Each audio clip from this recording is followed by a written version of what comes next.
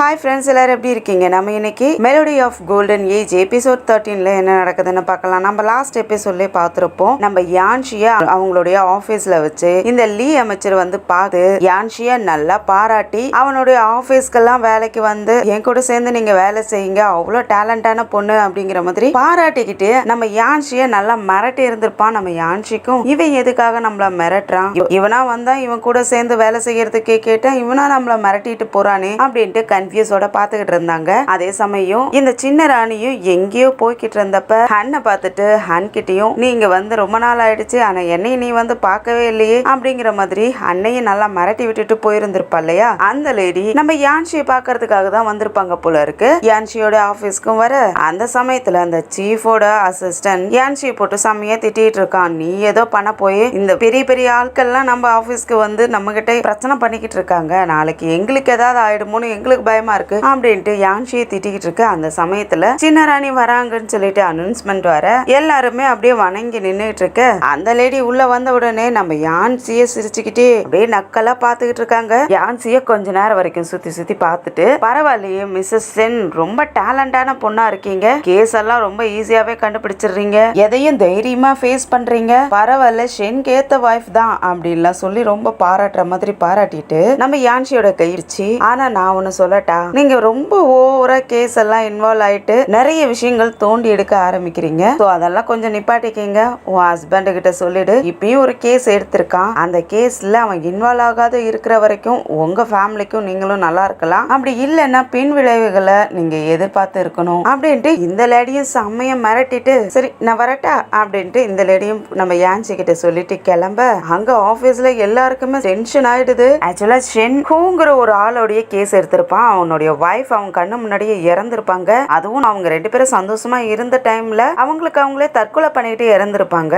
அதனால அந்த ஹோங்கிற ஆளும் பைத்தியம் பிடிச்சு போயிருந்திருப்பான். அந்த கேஸ் ஷென்க்கு ராஜமாதா தான் கொடுத்திருப்பாங்க, நீ விசாரி அப்படின்னு சொல்லிட்டு. அதனாலதான் இந்த சின்ன ராணியும் வந்து மிரட்டிட்டு போயிருந்திருப்பா. இதெல்லாம் பாக்குற அந்த ஜஸ்டிஸ் ஆபீஸோட ஹெட்டும் செம்மையா மறந்து போயிட்டு இந்த கேஸ உன் ஹஸ்பண்ட் தான் பாக்குறான், ஆஸ் அ வைஃப் நீ அவனுக்கு ஹெல்ப் பண்ண தான் போற, ஆனா எங்களுக்கு எந்த பிரச்சனையும் வராத இருந்தா நல்லா இருக்கும், உங்க பிரச்சனையில நாங்க இன்வால்வ் ஆக மாட்டோம் அப்படின்லாம் சொல்லி அப்பா எங்களை விட்டுருங்க சாமிங்களா அப்படிங்கிற மாதிரி எல்லாம் கெஞ்சிக்கிட்டு இருப்பாங்க. அதுல இந்த சின்ன ராணி நம்ம யான்ஷி கிட்ட ஹன் கேஸ முடிச்சாங்க இல்லையா, அதை பத்தியும் மிரட்டி இருந்திருப்பாங்க இல்லையா, அதுல வர இவங்க சிஸ்டர் தானே இன்வால்வ் ஆயிருந்திருப்பாங்க. அதனால இந்த ஆபீஸ்ல இருக்கிற அத்தனை பேத்துக்கு இன்னமும் கொஞ்சம் பயமாயிடுது, இவங்க பெரிய பெரிய இடத்துல எல்லாம் பிரச்சனை பண்ணிக்கிட்டு இருக்காங்களே, நம்ம என்ன பண்றதுன்னு பயத்துலதான் அவங்க எல்லாம் யான்ஷியை பிடிச்சு சத்தம் போட ஆரம்பிச்சிடுறாங்க. அதே சமயத்துல நம்ம யான்ஷிக்கு இன்னொரு அனௌன்ஸ்மெண்ட்டும் வருது. யான்ஷியை பாக்குறதுக்காக ராஜமாதாவோட அசிஸ்டன்ட் ஒருத்தர் இருந்தான் இல்லையா, அவன் நம்ம யான்ஷியை பாக்குறதுக்காக வந்திருப்பான். அந்த அனௌன்ஸ்மெண்ட் கொடுக்க இன்னமும் அங்க உள்ளவங்க எல்லாம் செம்மையா பயந்து போயிடுறாங்க. ஐயோ, அரசவையில இருந்து அத்தனை பேருமே நம்ம யான்ஷியை பார்க்க வராங்களே, இன்னும் என்னென்ன பிரச்சனை எல்லாம் நம்ம ஃபேஸ் பண்ண வேண்டியதா இருக்கும் அப்படிங்கிற மாதிரி எல்லாம் அவங்க இன்னும் செம்மையா பயந்துகிட்டு இருக்க யான்ஷியும் அவனை பாக்குறதுக்காக போறாங்க. அவன் பார்த்த உடனே யான்ஷி கிட்ட மரியாதையா வணக்கம் எல்லாம் சொல்லிட்டு நைட்டு நீங்க அண்ணனை காப்பாத்துனீங்களே அவன் இப்ப எங்க இருக்காங்கிற மாதிரி கேட்க அதுக்கு யான்ஷியும் அவங்க ரெண்டு பேத்தையுமே எங்க அப்பா வீட்டுக்கு தான் நாங்க அனுப்பி வச்சோம், அங்கதான் இருக்காங்கன்னு சொல்ல, என்ன சொல்றீங்க உங்க அப்பா வீட்டுக்கு அனுப்பி வச்சிங்களா, நான் இப்ப அங்க போயிட்டு தானே வரேன், அங்க போய் கேட்டதுக்கு அங்க இல்லங்கிற மாதிரி எல்லாம் தெரிஞ்சிச்சு அப்படின்ட்டு அவனா யோசிச்சுட்டு ஓ அப்ப அவன் தான் அங்க இருந்துட்டு இல்லங்கிற மாதிரி சொல்லியிருப்பான் போல இருக்கு அப்படின்னு சொல்ல யான்ஷியும் டவுட்டோட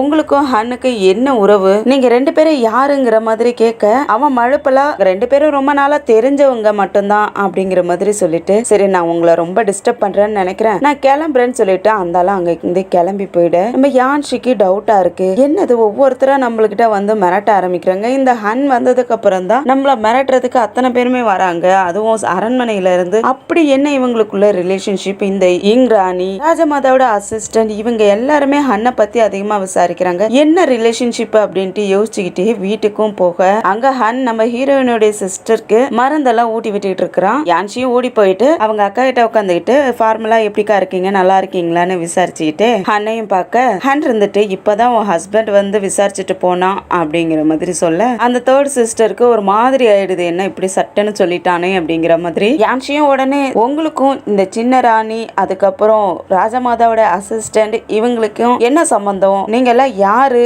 அப்படிங்கிற மாதிரி யான்ஷி கேட்க அதுக்கு ஹன்னும் டைரக்டாவே அதை பத்தி நான் சொல்ல விரும்பலன்னு சொல்ல, என்ன சொல்ல விரும்பலையா, நீங்க என்னோட தேர்ட் சிஸ்டரை விரும்புறீங்க, நீங்க எப்படி இப்படி இர்ரெஸ்பான்சிபிளா பதில் சொல்ல சொல்லலாம். உங்களால எங்க அக்கா தான் கஷ்டப்பட்டுட்டு இருக்கா அப்படின்ட்டு யான்சி கோவப்பட ஆரம்பிக்கும். உடனே அவங்க அக்காவும் இருந்துட்டு யான்சி அமைதியாயிரு, நான் அவரை நம்புறேன் அப்படின்னு சொல்ல யான்சிக்கு செம்மையா கோவம் ஆயிடுது. அங்க இருந்து கோவத்தோட வெளியே வந்துட்டு இருக்க அவங்க அம்மா பிடிச்சிடுறாங்க. அவங்க அம்மா பிடிச்சிட்டு எங்கடி ரொம்ப நாளைக்கு அப்புறம் வீட்டுக்கு வந்திருக்க, நீ பாட்டுக்கு ஓடிட்டு இருக்க, வீட்டுக்கு வந்தவ என்னையெல்லாம் பார்க்க மாட்டியா அப்படின்ட்டு அவங்க நார்மலா பேசிக்கிட்டு உங்க சிஸ்டருக்கும் அந்த ஹன்க்கும் கல்யாணம் பண்ணி வைக்க போறோம், அதை பத்தி தான் நம்ம வீட்டுல இப்ப பேச்சு நடந்துகிட்டு இருக்கு அப்படின்னு சொல்லிட்டு இருக்க நம்ம யான்சிக்கு அங்க இருக்கிறதுக்கே பிடிக்கல. அங்க இருந்து போயிடணுங்கிறதுக்காக அம்மா எனக்கு பசிக்குது, ஒரு பவுல்ல சூப் எடுத்துட்டு வரீங்களா அப்படின்னு கேட்க உயிர் உனக்கு பிடிச்ச சூப்பை நான் எடுத்துட்டு வரேன், ரெடி பண்ணி எடுத்துட்டு வரேன், ஒரு நிமிஷம் இரு அப்படின்ட்டு அவங்க பாட்டுக்கும் உள்ள ஓடி போக யான்சி அங்க இருந்து ஓடி வந்துடுறாங்க. அரண்மனையில சென்னை ராஜமாதா கூப்பிட்டு வச்சு இந்த ஹூவுடைய கேஸ் எப்படி போகுதுன்னு விசாரிக்க ஆரம்பிக்கிறாங்க. அதுக்கு ஷென்னும் நாங்க இப்பதான் அந்த கேஸ் ஆரம்பிச்சிருக்கேன், கண்டிப்பா அதை நாங்க சீக்கிரமாவே சக்சஸ்ஃபுல்லா முடிச்சிருவோம், அதை நான் இன்வெஸ்டிகேட் பண்ணிக்கிட்டு தான் இருக்கேன் அப்படின்னு சொல்லிக்கிட்டு இருக்க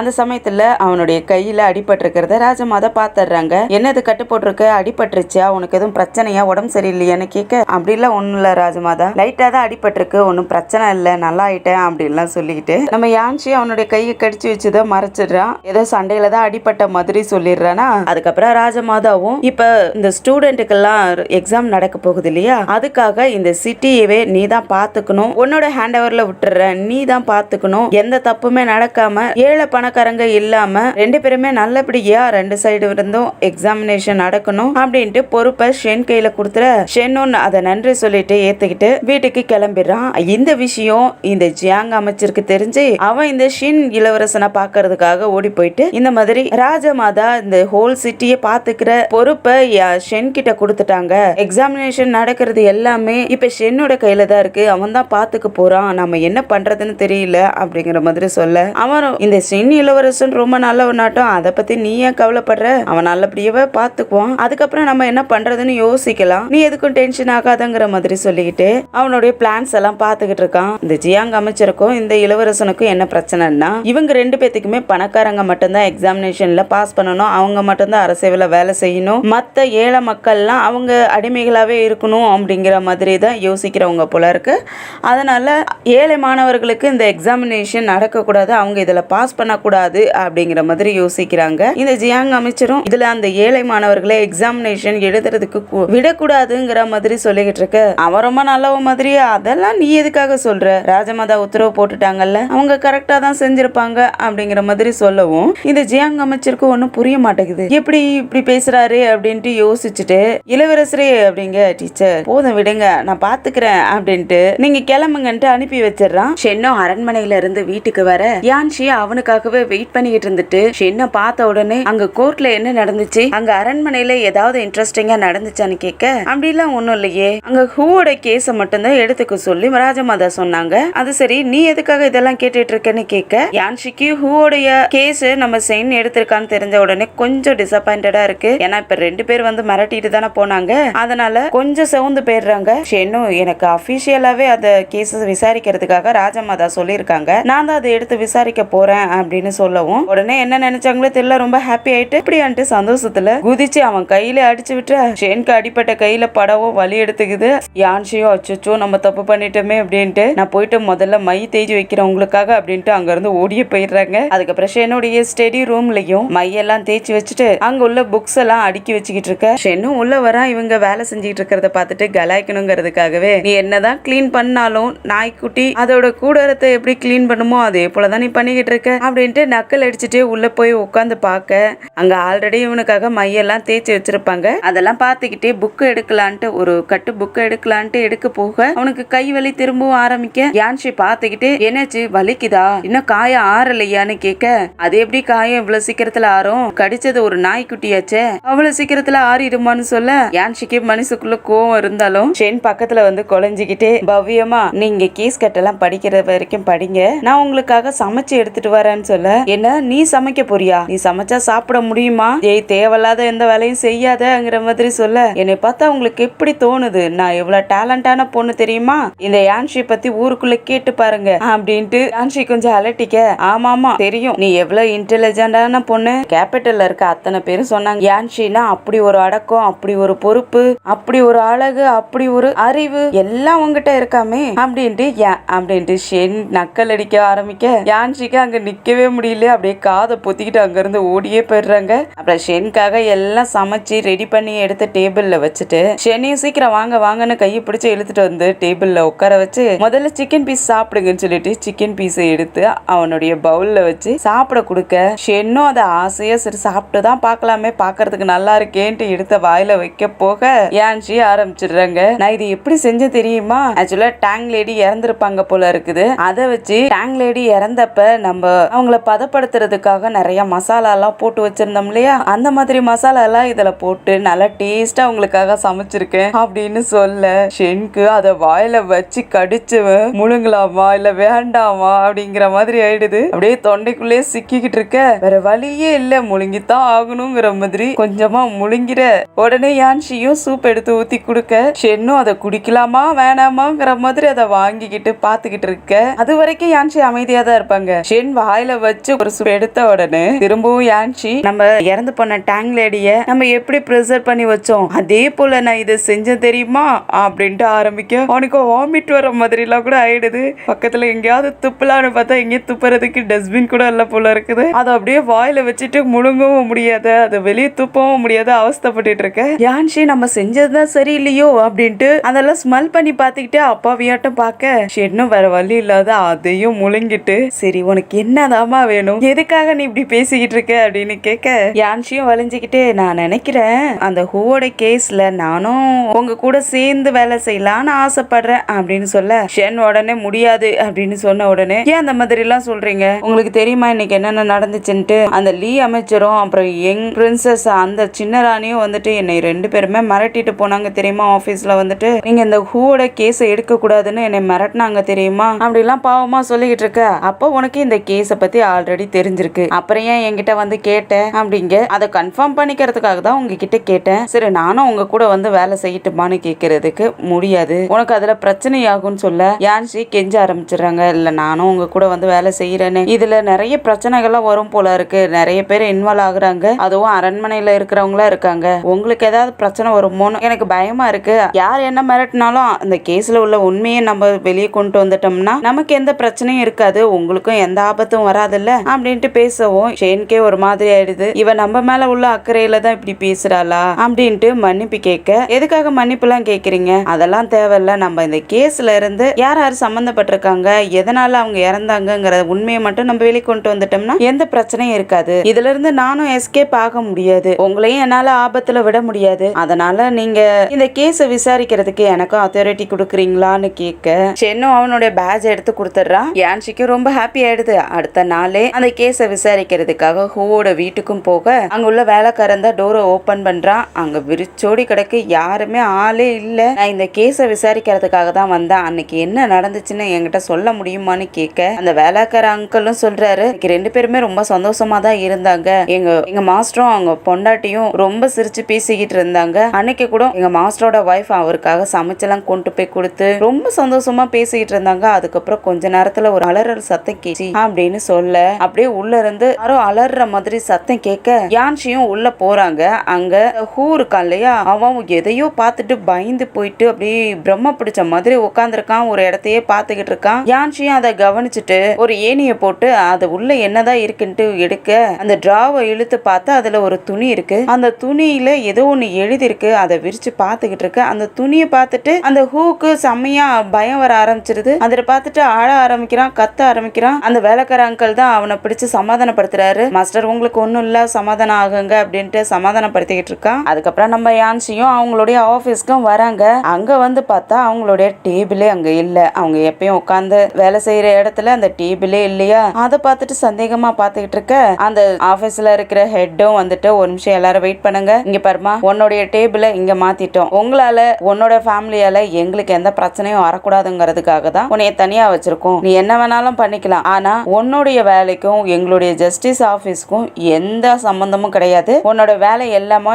உன்னுடைய ஹஸ்பண்டோட ஆபீஸ்ல தான் இருக்கணும், உங்களுக்கு என்ன நடந்துச்சுனாலும் நாங்க இடையில வரப்போறது கிடையாது அப்படின்ட்டு சொல்ல யான்ஷிக்கு ஒரு மாதிரி ஆயிடுது, மனசு ரொம்ப கஷ்டமாயிடுது. சரின்ட்டு அவங்களுடைய திங்ஸ் எல்லாம் எடுத்துட்டு போயிட்டு அவங்களுடைய டேபிள்ல வச்சுட்டு உட்காந்துட்டு இருக்க சீச்சிக்கும் மனசு கஷ்டமாயிடுது. அவளும் பக்கத்துல வந்துட்டு யான்ஷி நீ எதுக்கும் கவலைப்படாத, யாரும் உன்கிட்ட வரமாட்டாங்க, ஆனா நீ தான் தைரியமா நின்னு போராடணும், உனக்காக நான் மட்டும் இருப்பேன் எப்பவுமே, அதை மட்டும் ஞாபகம் வச்சுக்கிட்டு அழுதுகிட்டே சொல்ல யான்ஷியும் சரி சரி நீ எதுக்கும் கவலைப்படாத, நான் பத்திரமா இருப்பேன், உனக்கும் எதுவும் ஆகாது, நான் உனக்கும் எதுவும் ஆக விட மாட்டேன் அப்படின்லாம் சொல்லி சமாதானப்படுத்தி நீ போய் உட்காருன்ட்டு அனுப்பி வைக்க அந்த பொண்ணு உட்காந்து அழுதுகிட்டே போயிட்டு உட்காந்துக்கிறா. அவங்களும் அந்த டேபிள்ல உட்காந்து அந்த கேஸ் கட்டெல்லாம் படிக்க ஆரம்பிக்க அதுல இதுக்கு முன்னாடி அந்த அரண்மனையிலேயே இன்னொரு இளவரசி இருந்திருக்காங்க. அவங்களுடைய ஹஸ்பண்ட் இந்த இளவரசி கூட ரொம்ப சந்தோஷமா தான் இருந்திருக்காங்க. ரெண்டு பேருமே ஒரு டைம் அரண்மனைக்குள்ள நம்ம ராஜமாதாவை பாக்குறதுக்காக போய்கிட்டு இருக்க அந்த சமயத்துல அந்த இளவரசியோடைய ஹஸ்பண்ட் இளவரசன் அவர் என்ன பண்றாரு, தானாவே அங்க எதுலயும் இடிச்சுக்கிட்டு தற்கொலை பண்ணி செத்து போறாரு. அது என்ன காரணம்னு யாருக்கும் இப்ப வரைக்குமே தெரியல. அதுல தண்டனை கிடைச்சது என்னவோ அந்த இளவரசிக்கு தான் தண்டனை கிடைச்சிருக்கும். அந்த கேஸ் கட்டெல்லாம் படிச்சுக்கிட்டு அப்படி என்ன நடந்திருக்குன்னு யோசிச்சுக்கிட்டு இருக்காங்க. அதே சமயத்துல நம்ம யான்ஷியோட ஃப்ரெண்டு பென் புதுசா ஒரு பையன் வந்திருந்தான் இல்லையா, அந்த பையனை காட்டுறாங்க. அவன் கடையில ஏதோ திங்ஸ் எல்லாம் வித்துக்கிட்டு இருக்கான். அப்ப ரெண்டு பசங்க வந்துட்டு நம்ம பெண்ணோடைய ஃப்ரெண்டு போல இருக்கு, அவனுங்க ரெண்டு பேரும் வந்துட்டு எங்க கூட வரைய ஒரு இடத்துக்கு போகலாம் அப்படின்னு சொல்லிட்டு கூட்டிட்டு போறாங்க. ஒரு ஹால்ல போயிட்டு ஒரு 4-5 பேர் உட்கார்ந்துருக்காங்க. அவங்க கூட இவங்களும் போய் உட்காந்துக்க அதுல யாரோ பெரிய ஆபீசர் போல இருக்கு, அவன் உட்கார்ந்துருக்கான். அவன் முன்னாடி இவனை கூட்டிட்டு போய் உட்கார வச்சுற அவன் முழிக்கிறான், யாரு இவங்க, நம்மள எதுக்காக இங்க கூட்டிட்டு வந்து உட்கார வச்சிருக்காங்க அப்படிங்கிற மாதிரி முழிச்சுக்கிட்டு இருக்க. இந்த கூட பசங்க ரெண்டு பேர் வந்தாங்க இல்லையா, அவங்களுக்கு ரெண்டு பேத்துக்கும் நல்லா ஊத்தி குடிக்க ஆரம்பிச்சிடுறாங்க. அவங்க ரெண்டு பேரும் நல்லா குடிச்சிட்டு இருக்க இவங்கிட்ட நீ வந்தது ரொம்ப ஹாப்பியா இருக்குப்பா அப்படின்ட்டு அந்த பெரிய ஆளு பேச ஆரம்பிச்சிடுறாரு. நீ இவ்வளவு சீக்கிரத்துல இதை ஒத்துக்கிட்டு நீ வந்திருப்பன்னு நான் எதிர்பார்க்கவே இல்லை, ஆனா நீ வந்துட்ட எனக்கு ரொம்ப சந்தோஷமா இருக்கு, ஒரு நிமிஷம் வெயிட் பண்ணுன்னு சொல்லிட்டு ஒரு 2 ஆட்களை கூப்பிட்டு அந்த திங்ஸ் எல்லாம் எடுத்துட்டு வாங்கன்னு சொல்ல, அந்த திங்ஸ் என்னன்னா இவன் ஆக்சுவலா எக்ஸாம் எழுதுறதுக்காக தானே இங்க வந்திருப்பான். அந்த எக்ஸாம் எழுதக்கூடாதுங்கிறதுக்காக அவனுக்கு பணத்தை கொடுத்து செட்டில் பண்ணிடலாங்கிறதுக்காக பணத்தை கொடுக்க அதுலயே நிறைய தங்க கட்டிகளா இருக்குமா, அதெல்லாம் கொடுத்து நீ இந்த எக்ஸாம்ல இருந்து பின் வாங்கிக்கணும் அப்படின்னு சொல்ல, இதுல நம்ம ஹீரோயினோட அண்ணனும் தான் இருக்கான். அவனும் இதெல்லாம் சிரிச்சுக்கிட்டே பாத்துக்கிட்டு இருக்கான். அவனும் கூட்டு சேர்ந்துதான் இவங்களெல்லாம் எக்ஸாம் எழுத விடக்கூடாதுங்கிறதுக்காக பண்ணிட்டு இருப்பாங்க போல இருக்கு. ஆனா பெண் வந்து இந்த பணத்துக்காக எல்லாம் பயங்கரம் இல்ல போல இருக்கு. அதனால இல்ல என்னால இதெல்லாம் முடியாதுங்கிற மாதிரி பார்க்க, நீ எதுக்காக இவ்வளவு பணத்தையும் வேணான்னு சொல்லிக்கிட்டு இருக்க, இது யார் கொடுத்தான்னு தெரியுமா, ஷின் இளவரசர், நாங்க யார சொல்லி வந்திருக்கோம் தெரியுமா, ஜியாங்க அமைச்சர் சொல்லி வந்திருக்கோம் அப்படின்ட்டு பெரிய பெரிய ஆட்கள் எல்லாம் சொன்னா பயந்துருவான் அப்படின்ட்டு அந்த அமைச்சரும் இந்த மாதிரி சொல்லி நீ இந்த எக்ஸாம்ல இருந்து பின் வாங்கிக்கோன்னு சொல்ல, அவன் கோவப்பட்டுட்டு என்னால இதெல்லாம் செய்ய முடியாது, என்னால எக்ஸாம் எழுததெல்லாம் இருக்க முடியாது, நான் எழுதித்தான் தீருவேன் அப்படின்னு சொல்லிட்டு அவன் அங்க இருந்து கிளம்பிட பின்னாடியே அவனுடைய ஃப்ரெண்ட்ஸுங்க ரெண்டு பேரும் கூட்டிட்டு வந்தானுங்க இல்லையா, அவனுங்களும் போதையில மிதங்கிட்டு கிளம்பி போய்கிட்டு இருக்கானுங்க. பின்னாடியே வந்துகிட்டு இருந்தவனுங்க செம போதையில வந்துட்டு இருக்க பெண்ணுக்கு என்ன பண்றதுன்னே ஒன்னும் புரியல, என்ன இப்படி எல்லாம் பண்றாங்க, நம்மள எக்ஸாம் எழுத விட மாட்டாங்க போல இருக்குன்னு யோசிச்சுட்டு வந்துட்டு இருக்க. பின்னாடி வந்த பசங்களை கொஞ்சம் ஆட்கள் அடிச்சு அவனுங்களை ரெண்டு பேத்தையும் வாயை பொத்தி கொண்டு போயிடுறானுங்க. பெண்கும் என்னடா இது சத்தம் கேக்குது அப்படின்ட்டு திரும்பி பார்க்க இவனையும் மண்டையில ஒரு அடியை போட்டு இவனையும் அங்க யாரோ கடத்திட்டு போயிடுறாங்க. கடத்திட்டு போயிட்டு ஒரு பாலடைஞ்ச இடத்துல போட்டுட்டு செம்மையா அந்த ஆட்கள் எல்லாம் அடிக்க ஆரம்பிக்கிறாங்க. அந்த 3 பேத்தையும் கட்டி போட்டு அடிக்கிறானுங்க. அவனுங்களும் ஐயோ வலிக்குது வலிக்குது எங்களை விட்டுருங்க விட்டுருங்கன்னு கெஞ்சிட்டு இருக்க. ஆனா இவனுங்க செம்மையா அடிச்சுக்கிட்டு ஒரு கட்டத்துல வாள் எடுத்து அவனுங்களை அப்படியே வெடி கொண்டுடலான்ட்டு வாள் எடுத்து வெட்டுறதுக்காக போக அந்த சமயத்துல ஒரு வாள் வந்து அவங்கள எல்லாத்தையும் காப்பாத்தி விட்டுருது. அது யாருன்னா நம்ம ஹீரோ தான் வந்திருப்பான். அவங்கள காப்பாத்துறதுக்காக அந்த வாளை விட்டு எரியவும் அது கதவெல்லாம் உடைச்சிக்கிட்டு வந்து அவங்கள 3 பேத்தையும் காப்பாத்தி இருக்கும். அப்படியே ஷென்னும் அவங்க முன்னாடி வந்து நிக்க அவனுடைய ஆட்கள் எல்லாருமே உள்ள வந்துட்டு அந்த 3 பேர் அங்க அடிச்சு கொடுமைப்படுத்திக்கிட்டு இருந்தாங்க இல்லையா, அவங்கள எல்லாத்தையும் அடிச்சு கொன்னு போட்டுறாங்க. ஷென்னும் முன்னாடி அவனோட குதிரையிலேயே முன்னாடி வர பெண்ணும் அவனை பார்த்துட்டு இவனாங்கிற மாதிரி பார்க்க நம்ம ஷென்க்கும் நீயா அப்படிங்கிற மாதிரி அவனும் ஷாக் ஆயிட்டு பார்த்துட்டு இருக்கான். அப்புறம் பெண்ணும் வணக்கம் சொல்ல அந்த சமயத்துல சில ஆயுதங்கள்லாம் வந்து இவங்களை எல்லாம் தாக்க ஆரம்பிக்குது. அதை எல்லாத்தையும் நம்ம ஷென்னை இவங்களை எல்லாத்தையும் மறைஞ்சிக்க சொல்லிட்டு அந்த ஆயுதத்தை எல்லாத்தையும் அடிச்சு நவுத்து விட்டுற. அதுக்கப்புறம் அந்த ஆயுதங்களை யாராரு உள்ள விடுறாங்களோ அவங்களை எல்லாத்தையும் குறிப்பாத்து அம்ப விட்டு எரிஞ்சு கொன்னுறான். அதுக்கப்புறம் தன்னுடைய குதிரையை மட்டும் வெளியே அனுப்பிவிட குதிரை வெளியே வர்றத பார்த்தது இன்னும் எதிரிகள்லாம் இருப்பாங்க போல இருக்கு. அவங்க எல்லாம் திரும்பவும் ஆயுதத்தை விட அதை நம்ம பெண் அப்புறம் இன்னொரு ஸ்டூடெண்ட் இவங்க 2 பேத்தையும் கொல்ற மாதிரி போக அதையும் நம்ம ஷென் தடுத்து விட்டுறான். அப்புறம் தன்னுடைய கண்ணை கட்டிக்கிட்டு எல்லாத்தையும் அடிச்சு கொன்னு போட்டுறான். அதுக்கப்புறம் சண்டை எல்லாம் முடிஞ்சதுக்கு அப்புறம் அந்த ஆயுதத்தை எல்லாம் கலெக்ட் பண்ணிக்கிங்க அப்படின்ட்டு அவனுடைய ஆட்கள் கிட்ட சொல்லிடுற. அந்த ஆயுதத்தை எல்லாம் கலெக்ட் பண்ணிக்கிறாங்க. அப்படியே இந்த சின்ன ராணியை தான் காட்டுறாங்க. அவங்க கிட்ட அவங்களுடைய அசிஸ்டன்ட் ஒரு லேடி இருக்காங்க இல்லையா, அவங்க பதட்டத்தோட ஓடி வந்துட்டு ஒரு நியூஸ் உங்களுக்கு வந்திருக்கு அப்படின்னு சொல்லிட்டு ஒரு சின்னதா ஒரு ஸ்லிப்பை கொடுக்க அதுல ஏதோ எழுதிருக்கு. அதை பார்த்துட்டு அந்த லேடியும் அப்படியே கோவத்தோட பார்த்துட்டு இருக்காங்க. அதோட தான் எந்த எபிசோடு முடியுது, இதுல என்ன ட்விஸ்ட் காத்திருக்குன்ட்டு அடுத்த எபிசோட்ல வெயிட் பண்ணி பார்க்கலாம். இந்த வீடியோ பிடிச்சிருந்துச்சுன்னா லைக் பண்ணுங்க, உங்க ஃப்ரெண்ட்ஸ் அண்ட் ஃபேமிலிக்கு ஷேர் பண்ணுங்க. அப்படியே நம்ம சேனலை சப்ஸ்கிரைப் பண்ணி பெல் ஐக்கனை கிளிக் பண்ணி வச்சுக்கோங்க. அடுத்தடுத்த எபிசோட் நோட்டிபிகேஷனுக்காக நம்ம நம்ம அடுத்த எபிசோட்ல சந்திக்கிற வரைக்கும் bye, thank you and have a nice day.